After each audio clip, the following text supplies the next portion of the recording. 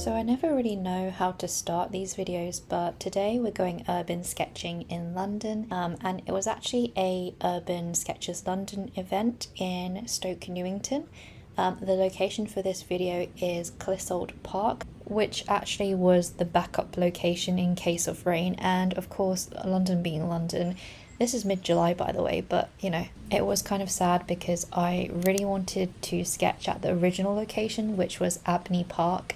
And that's one of the 7 magnificent cemeteries of London, which are these Victorian Gothic style cemeteries built in the 19th century, and they're just very wild and overgrown, and they've got these angel sculptures and just really interesting architecture to urban sketch at. It was still really nice in Clissold Park. They actually have baby deer there, which I didn't get to see because I was sort of hiding away on this bench where there was a little bit of shelter from the rain. It was sort of on the edge of Clissold Park and overlooking this really beautiful Elizabethan church, which apparently is the last remaining one in London. Today it's being used as a not-for-profit arts venue, which I thought was really fitting for urban sketching. They seem to host a lot of live music events for indie artists and other art events. I find it really cool to think about because the church itself was built in the 16th century, and then in the 1940s it was bombed a bit during the London Blitz, and obviously kind of reconstructed and repaired after. But thinking about how much the church has gone through, or how many centuries it's seen and people it's seen within those walls, and now in the modern day it's being used for music gigs and things like that, I just find it really comforting in a way. And I know it's not, I don't really want to sound fake deep or anything like that, I just think it's really nice when historical buildings are preserved but also integrated into the community and still being used as something actively. In terms of my actual urban sketching process, you can see I'm kind of all over the place. I don't really have a specific technique or way that I go about things, but this time I wanted to try blobbing in the base colours before I started the sketch. And the reason for that isn't really based on any technique, it was just sort of me avoiding having to draw the church first thing going into the painting. But yeah, I think blobbing the colours down was quite useful. It felt like a warm-up exercise, and it sort of got me to overthink a bit less. And then by the time I had blocked all the main colours in, I felt like I was ready to sort of try and draw all the details on the church, or attempt some of them at least.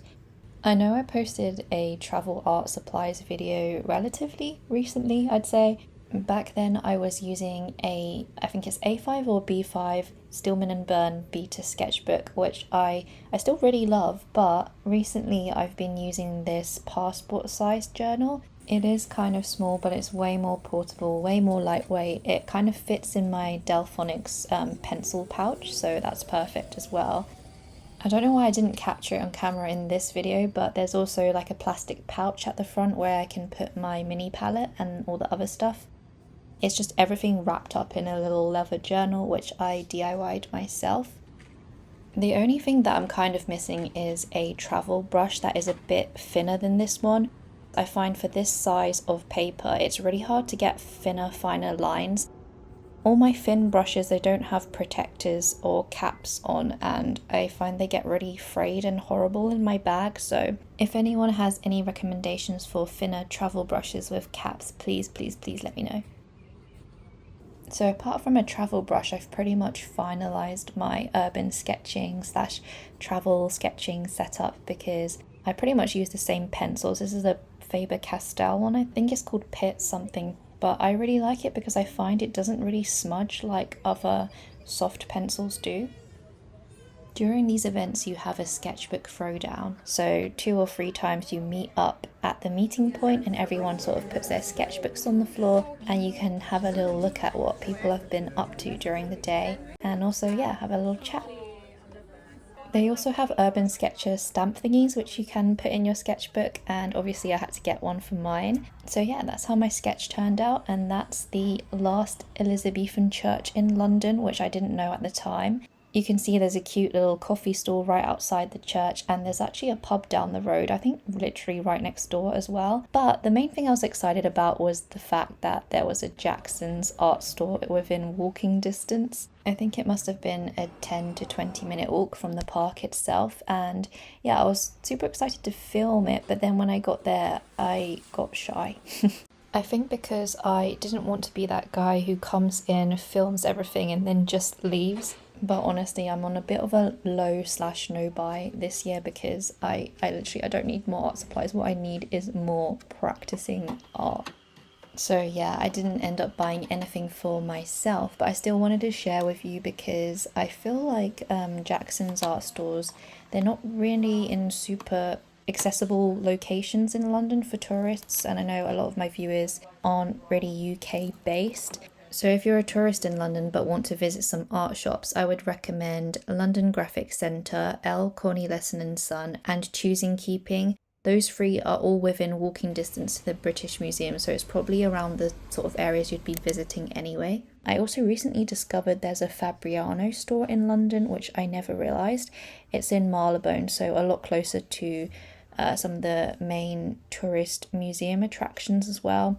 Whereas Jackson's, I feel like you really need to dedicate half a day to just go there because it's so far out from everything else. And I don't know if it's really worth the trip because the physical store, it's not as big as some of the other main art stores in London that are more central and easily accessible to tourists. So I might make a video on that if anyone's interested.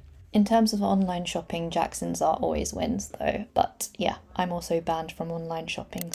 Speaking of shopping, recently I went to Brighton with some of my friends, and for those of you who don't know, Brighton is a sort of seaside town/city. It's a pretty good day trip from London because it takes around 90 minutes to get there by train.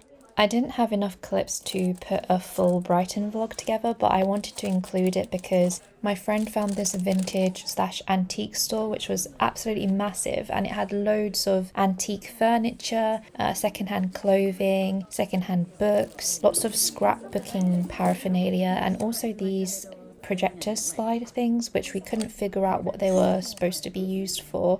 And even Pokemon cards, which my friend is collecting, and I didn't know they could get this expensive. So while she was looking at Pokemon cards, I saw this yellow display with an Andrew Lang fairy book, and I immediately went and bought it because I have a notebook version of his illustrations, and it felt like fate that I found one in the wild when I wasn't even looking for it. I've been really getting back into reading over the past couple of years, so if you have any book recommendations, I would love to hear them in the comments below. But for now, I run out of video space, so thank you so much for watching, and until next time, take care.